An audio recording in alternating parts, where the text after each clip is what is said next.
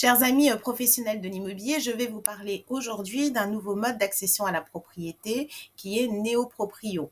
En tant que juriste spécialisé dans le BRS, je vais vous livrer mon premier sentiment sur ce produit d'accession à la propriété et surtout la question qu'on peut se poser, c'est est-ce qu'on voit en néo-proprio un concurrent direct au BRS?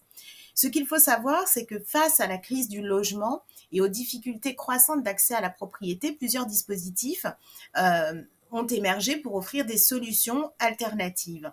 Le bail réel solidaire s'est donc imposé ces dernières années comme un levier majeur pour favoriser l'accession sociale à la propriété en dissociant le foncier du bâti.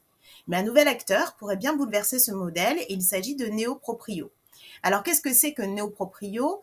Néo-proprio repose sur un principe similaire au BRS avec cette notion de dissociation de la propriété du foncier et du bâti, sauf que dans cette mécanique-là, il ne s'agit pas de faire appel à des organismes fonciers solidaires qui sont agréés par une préfecture, mais à des foncières privées qui vont acheter des biens immobiliers auprès de promoteurs et qui, une fois propriétaires de ces biens, vont pouvoir céder des droits réels immobiliers correspondant à des logements pour une durée de 25 ans à des ménages.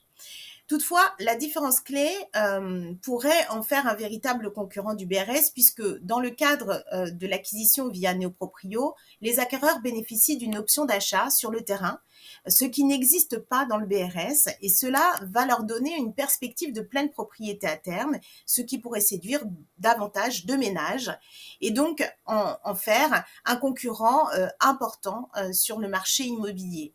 Plusieurs éléments font de Néoproprio une alternative sérieuse, effectivement, avec une flexibilité accrue, là où le BRS est strictement encadré par des plafonds de ressources, une régulation des prix de revente. Néoproprio pourrait offrir davantage de souplesse en s'adressant aussi aux classes moyennes. C'est un modèle potentiellement plus attractif aussi pour les promoteurs, puisque la mise en place de néoproprio ne nécessite pas les mêmes démarches administratives et également validation donc des autorités publiques. Et enfin, Néoproprio propose avec cette option d'achat la possibilité donc d'un accès progressif à la propriété. Et cette possibilité de racheter le terrain pourrait être un argument fort, décisif pour les ménages, hésitant à s'engager par exemple dans un BRS où ils restent toujours en réalité locataires du foncier. Alors est-ce qu'on voit une complémentarité entre les deux modèles ou une vraie concurrence?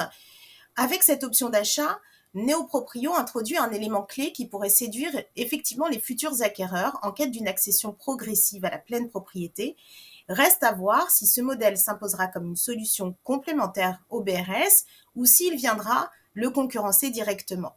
Ce qui est certain, c'est que l'accession sociale à la propriété en France aujourd'hui est en pleine mutation et Néoproprio pourrait bien être une alternative à surveiller de près.